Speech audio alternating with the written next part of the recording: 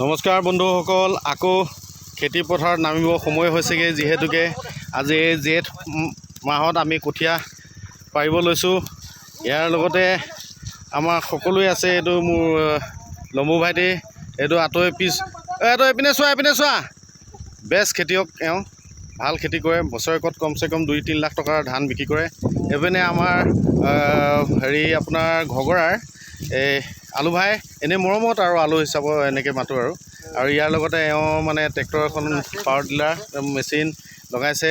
তেওঁ আমাক অলপ সহায় কৰিব আহিছে, যিহেতুকে কঠীয়া তুলে। আৰু এওঁ খেতিয়ক, যথেষ্ট ভাল খেতিয়ক।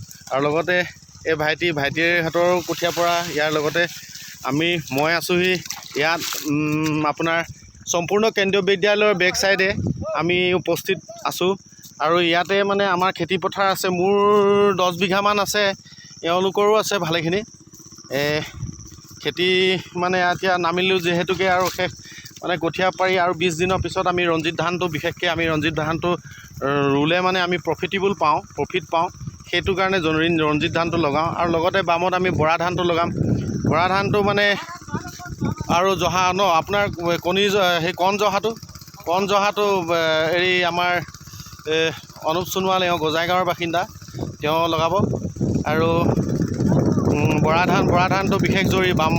বাম যিবোৰ মানে বৰা ধান লগাম আমি, মানে সোণোৱাল সমাজে যিহেতুকে এইটো সাঁজ, যিটো আপোনালোকে কয় আমি মদ বুলি কওঁ, বৰা চাউলৰ মদ, সেইটোতো প্ৰত্যেকটো সকামত আমি ব্যৱহাৰ কৰোঁ। যিহেতুকে এনেদৰে মানে মেচিন লগাই ইয়াতে মানে পথাৰ এখন দ পথাৰ আছে। এই দ পথাৰখনৰ পৰাই আমি মানে পানীটো তুলিছোঁ। এইটো হুণ্ডা মেচিন দিয়ে আমি এনেকৈ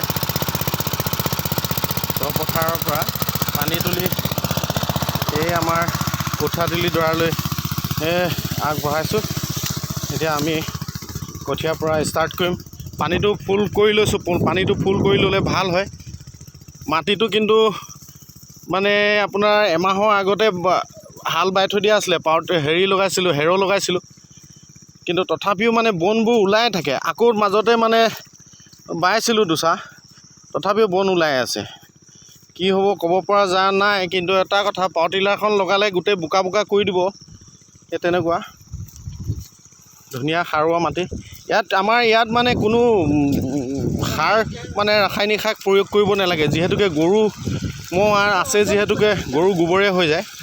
আৰু বৰষুণ মানে বৰষুণ আৰু পানী হ'লে পথাৰবোৰত মানে গৰুবোৰ চব ইয়ালৈকে ভেটি নিচিনা গুচি আহে। দিনত ইয়াতে থাকে, গোবৰবোৰ ইয়াতে মানে পাওঁ, আৰু মানে তেনেকৈ কৰি লোৱা হয়। আৰু ইয়াৰ লগতে আপোনাৰ 2 সপ্তাহমানৰ আগতে এইখিনি কঠীয়া পৰা হৈছিলে। এইটো মোৰে 12 কিলো পাৰিছিলোঁ। 12 কিলো ৰঞ্জিত আৰু আপোনাৰ 5 কেজিমান বৰা পৰা হৈছিল।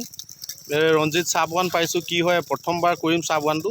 আৰু বৰা যিটো, এই বৰাটো কি বৰা আছিলে এইটো? মই যিটো বৰা, কি বৰা বুলি কয় এইটো? ৰঙা বৰা ৰঙা বৰা বুলি কয়।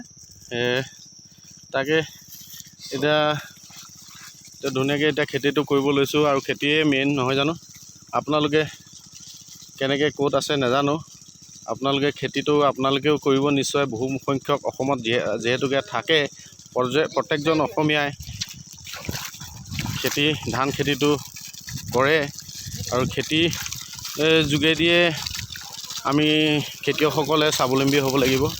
আৰু বিশেষকৈ আমাৰ ঘৰবোৰ বহুত দূৰত যে, ইয়াত খৰালি খেতি কৰিব পৰা নাযায়, মানে অহা যোৱা অসুবিধা হয়। সেইটো কাৰণে আমি ইয়াতে মানে ধান খেতিটোৱে বিশেষ গুৰুত্ব দিওঁ।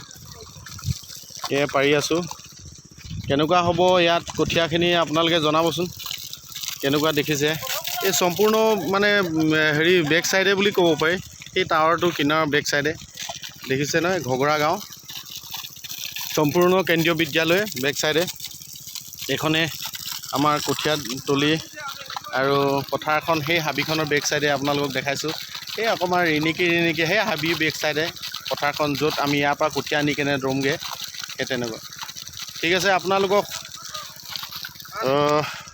খেতিৰ শুভেচ্ছা জনাই আজি মোৰ ভিডিঅ'টো ইমানতে সামৰিছোঁ। ধন্যবাদ থাকিব। পুনৰ লগ পাম কঠীয়া তোলাৰ সময়ত আৰু কঠীয়া ৰোৱাৰ সময়ত। ধন্যবাদ, বাই বাই।